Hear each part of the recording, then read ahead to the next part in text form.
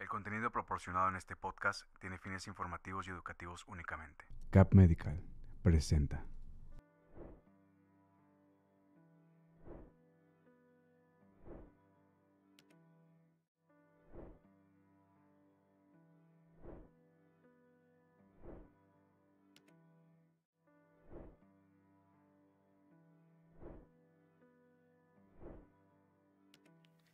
Hola, ¿qué tal? Muy buenos días. Sean bienvenidos a una nueva consulta virtual desde las redes del doctor Edgar Ulises Alejandro. El día de hoy vamos a platicar acerca de síndrome Y lo displásico. mielodisplásico, si lo dije bien.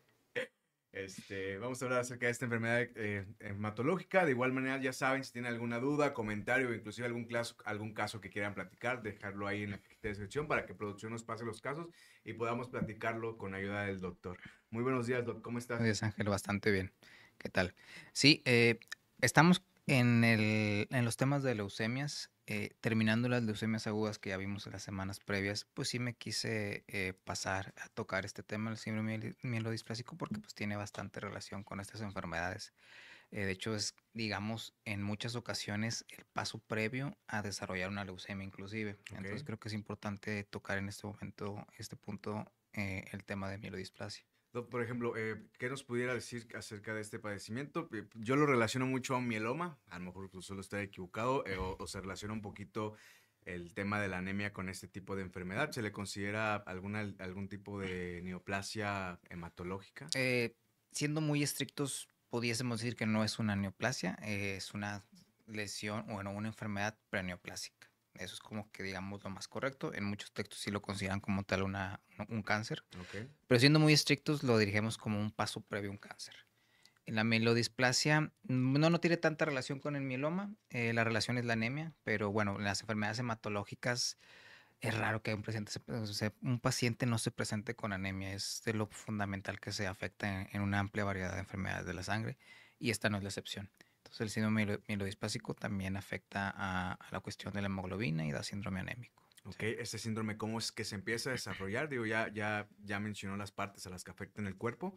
Ujú. En el tema del desarrollo, ¿cómo es que empezamos a adquirirlo? ¿Se desarrolla pasado o atravesando una etapa de anemia? No, es independiente. Ok, Es un acúmulo de cambios que van ocurriendo a nivel genético. Obviamente con el paso de los años, pues nuestro cuerpo ya no es el mismo, va acumulando mutaciones que se pueden ir propagando. Entonces se considera por lo mismo que esta es una enfermedad de gente mayor. La incidencia es a partir de los 60 años y son mutaciones que ocurren en general de novo. De repente aparece esa mutación y empiezan a ocurrir cambios displásicos. Lo característico de esta enfermedad es que es la médula ósea, que es la que produce todas las células de la sangre, empieza a disfuncionar y empieza a producir células que no funcionan bien, células que se llaman displásicas. En cualquiera de las tres líneas, siempre recordar que en la cuestión de la médula producimos tres líneas principales de productos hematológicos, que son la hemoglobina, que va a dar los eritrocitos, los leucocitos y las plaquetas. Entonces, cualquiera de estos tres grupos se puede ver afectado por esta enfermedad y nosotros vamos a ver que son células que son diferentes, que no funcionan bien, que tienen una morfología típica. ok. Este tipo de alteraciones normalmente a qué se asocian. Mencionaba mucho que era al factor de la que la persona o el cuerpo evidentemente con el paso del tiempo va cambiando y vamos evolucionando. Eh, pero es una Sí. enfermedad que ya tenemos por predisposición genética, es decir, si algún familiar mío padeció esta enfermedad, yo cuando llegue a cierta edad corro el riesgo de poder No, padecerla. poco probable. Sí hay por ahí algunos datos que dicen que, si un familiar directo tuvo mielodisplasia, yo tengo una incidencia incrementada, pero no hay nada concluyente. Hasta la actualidad seguimos en la misma línea que no hay un factor como tal directo, o sea, es algo que de pronto ocurre en el cuerpo y es una mutación que normalmente en gente ya mayor y se empiezan este tipo de problemas. Esta mutación desencadenante, Doc, ¿cómo es que funciona? ¿Cómo se va visualizando? ¿Cómo vamos sintiendo estos cambios? ¿Bajo qué síntomas se presentan? Sí, lo principal, bueno, una vez que ya estamos estudiando la displasia, buscamos tres factores principales, que son la bajada de las células, las citopenias, que eso es lo principal, que es lo primero que encontramos. Después buscamos algo que es clonalidad, que es la enfermedad en sí, el pico de enfermedad neoplásica para corroborar que sí es una enfermedad de aspecto neoplásico. Y finalmente revisamos las mutaciones con las que puede estar asociado. Pero lo principal que el paciente se va a dar cuenta es en las citopenias, que es esto, la bajada de las células. Muchas veces hay disminución de la serie roja, que son los eritrocitos, la hemoglobina. Puede haber también bajada de los leucocitos y bajada de las plaquetas. Son disminuciones muchas veces tranquilas. Bien importante recordar que la mielodisplasia, los síndromes mielodisplásicos es una gama muy, muy amplia de padecimientos. Ok. Algún paciente puede tener solamente un poquito baja su hemoglobina y lo empezamos a estudiar, no encontramos causa y a final de cuentas determinamos que es mielodisplasia. Hay otros pacientes que se presentan muy mal, que caen todas sus líneas celulares y pues se infectan, tienen sangrados y pues tienen el síndrome anémico por la disminución de la hemoglobina. Ok, en estos dos escenarios donde un paciente suele afectarse menos que el otro, depende mucho también del factor genético que tenga el paciente o la persona que lo desarrolle, me imagino. Ujú. Sí, sí, sí. Em, Ahora bien, ¿a qué voy con esto? ¿Qué pasa cuando el proceso de diagnóstico se puede conocer la causa origen o simplemente es una enfermedad que se diagnostica y se trata con base a los síntomas que vaya presentando? Sí. Una vez que ya tenemos la sospecha que tenemos una mielodisplasia, un síndrome mielodisplásico, hay que hacer el protocolo diagnóstico y el protocolo de estudio para categorizar la enfermedad Ok, y ponerla en un grupo de riesgo. Casi siempre es riesgo bajo, intermedio y alto. Y según este tipo de riesgo es como pinta que nos va a ir con esta enfermedad. Y eso depende mucho de las mutaciones que encontremos, porque hay algunas mutaciones que son muy características de esta enfermedad, según la asociación de estas mutaciones. ¿Cuántas líneas de células están bajas? No es lo mismo que un paciente se presente solamente con anemia, a que se presente con anemia y a que aparte tenga disminuidas las plaquetas y los leucocitos, entonces eso empeora su pronóstico. Y ya con eso hacemos la categorización y ya vemos más o menos cómo nos va, cómo pinta el panorama. por ejemplo, para el proceso diagnóstico, para llegar a la conclusión de la enfermedad o del padecimiento, ¿cuáles son los procesos, qué herramientas utilizan, qué estudios clínicos o de laboratorio hacen? Y aparte, si también al paciente se le hace algún estudio o alguna valoración clínica. Sí, la valoración clínica es lo que te comento, esta cuestión de las bajadas de células, pues voy a ver en la biometría que hay muchas alteraciones. Obviamente, como todo en hematología, primero yo tengo que ver el frotis, Ok, que es agarrar la sangre del paciente, la extiendo en una laminilla y la veo en el microscopio. Y ahí ya voy a ver ciertos datos displásicos. No voy a ver una célula normal, voy a ver alteraciones en las lobulaciones de los neutrófilos, voy a ver que está alterado el tamaño del núcleo de las células precursoras de los eritrocitos. Entonces, todas las células que normalmente vería en la sangre en un paciente sano, yo las voy a ver aquí alteradas. Esa es la primera sospecha. Después hay que hacer un aspirado de médula ósea, que es tomar una pequeña muestra de hueso del paciente para examinarla. Y de ahí mandamos algunos estudios para determinar si hay clonalidad y para determinar si hay displasia. Tiene que tomar también una biopsia de médula. Con todos estos estudios ya más o menos vamos determinando cómo es el diagnóstico. Bueno, más determinamos el diagnóstico y determinamos más o menos la categoría de riesgo del paciente. por ejemplo, ¿cuáles son las categorías de riesgo que normalmente se ven aquí en México? Normalmente son inicialmente síndromes básicos de bajo riesgo. Ok, La verdad, la gran mayoría, al menos en mi práctica clínica que me ha tocado valorar, son de riesgo bajo. Un poquito de anemia y lo vamos vigilando. Sobre todo también esta enfermedad, lo ideal siempre va a ser hacer un trasplante de médula ósea para ok. curarla. Sin el trasplante, pues no, es difícil lograr la curación. Como son personas muchas veces ya de edad avanzada, el trasplante, pues estamos un poquito limitados porque es un procedimiento un poquito fuerte. Lo que pasa cuando tenemos un bajo riesgo, pues damos estimulantes para ayudar a que suban las células que están bajitas y vamos vigilando y normalmente nos va bien. Ok. Y en el dado caso de que sea un, un desarrollo de enfermedad un poco más agresivo, ¿qué es lo que procede? Y sobre todo ahí, ¿cuáles son las complicaciones que pudiera desarrollar un paciente? Sí, pues las complicaciones son las asociadas a la disminución de todas las células, que el paciente tenga problemas cardiovasculares, hipertenso, cardiopatía y aparte si le bajamos la hemoglobina por la enfermedad, pues tiene riesgo de un infarto. Por la bajada de las células de defensa de los leucocitos, hay mucho riesgo de infección. De hecho, es de lo más común que puede fallecer un paciente con estos problemas. Ok. Y por la cuestión de las plaquetas, sangrados, un sangrado todo digestivo y eso puede ser muy peligroso.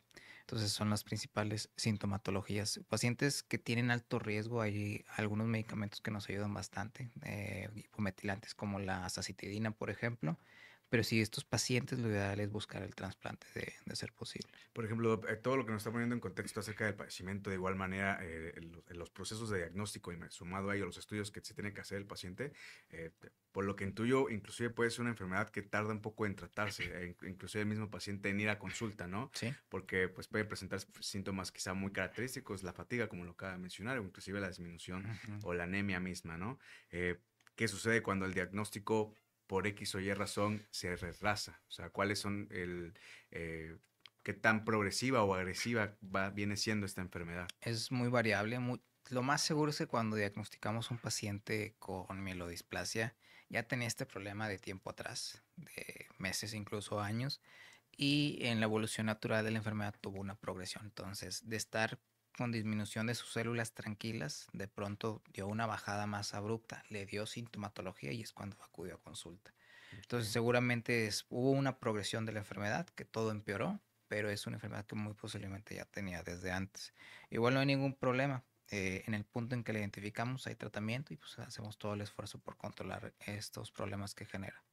Desde antes, me surge la curiosidad, desde antes, aproximadamente cuánto tiempo es, o sea, Híjole, no, si es no, impredecible, o es sea, impredecible, es muy variable. Y de esto lo importante es crear lo que quería relacionar con estos temas que ya habíamos estado viendo, que un paciente que tiene síndrome mielodisplásico, normalmente lo podemos ir vigilando, nos va muy bien, pero sí tiene un riesgo incrementado de progresar a una leucemia aguda. ok, Entonces lo que tenemos que tener ahí bien en claro, que está bien, yo tengo mi displasia, a lo mejor puede estar muy tranquila, solamente estamos dando eritropoyetina para mejorar la hemoglobina, alguna gente por ahí que sea auxiliar, pero siempre hay que estar muy apegados al paciente porque es un paciente que tiene riesgo de tener una progresión a una leucemia aguda.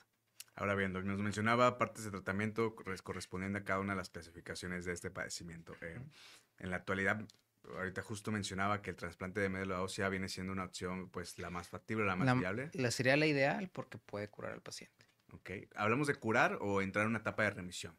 Curación. Ok. No es la incidencia tan alta, pero sí puede llegar a curar al paciente.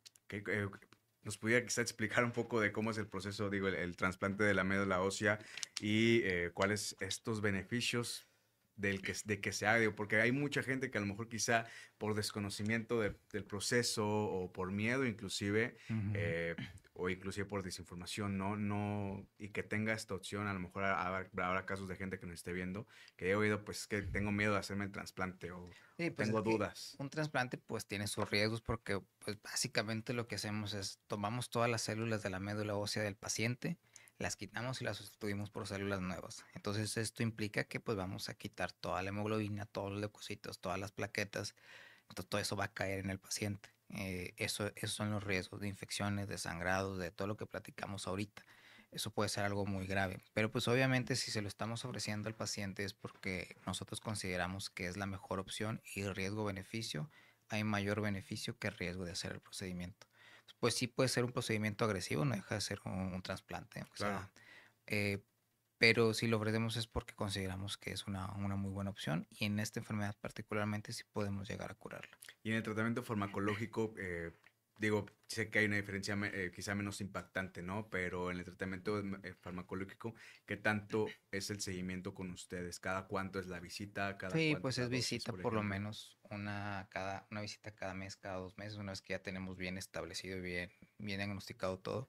Y es básicamente para ir vigilando esas disminuciones, porque en los pacientes de riesgo bajo, pues solamente damos estimulantes para ayudar a que suban nuevamente los niveles. Ok. Entonces eso nada más lo vamos vigilando que se mantenga y en el momento en la vigilancia que estamos siguiendo el paciente, vemos que hay un problema, que está progresando la enfermedad, ahí es donde hay que tomar medidas a tiempo.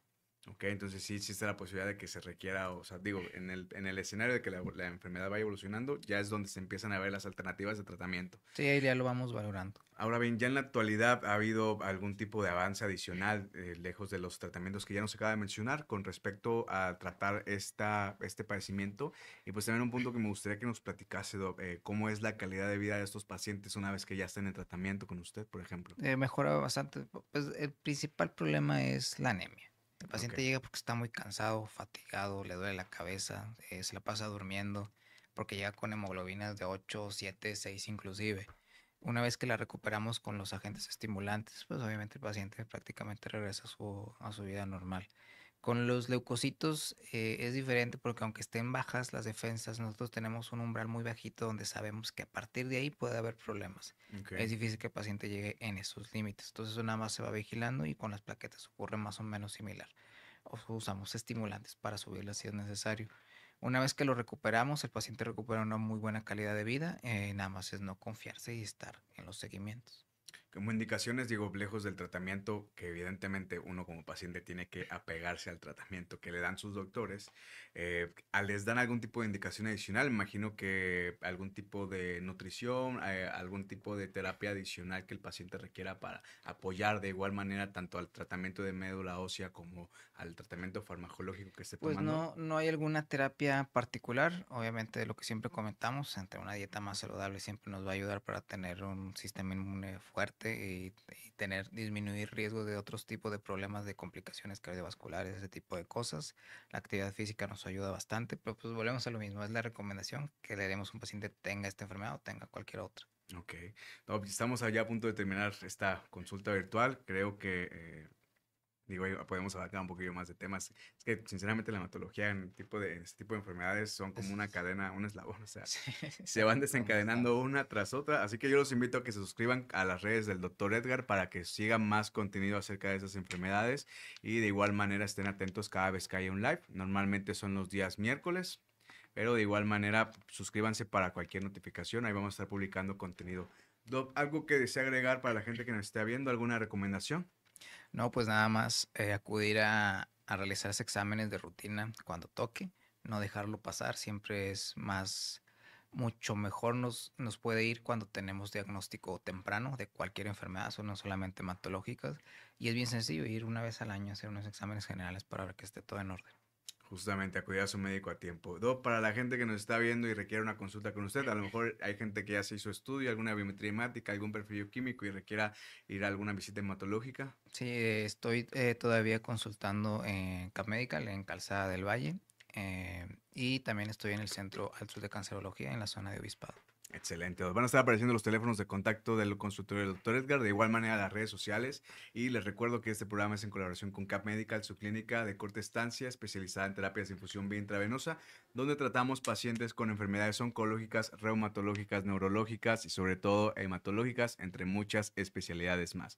Mi nombre es Ángel Prado, les deseo un bonito miércoles. Muchas gracias, producción. Gracias, doctor. A ti, Ángel. Nos vemos, hasta luego.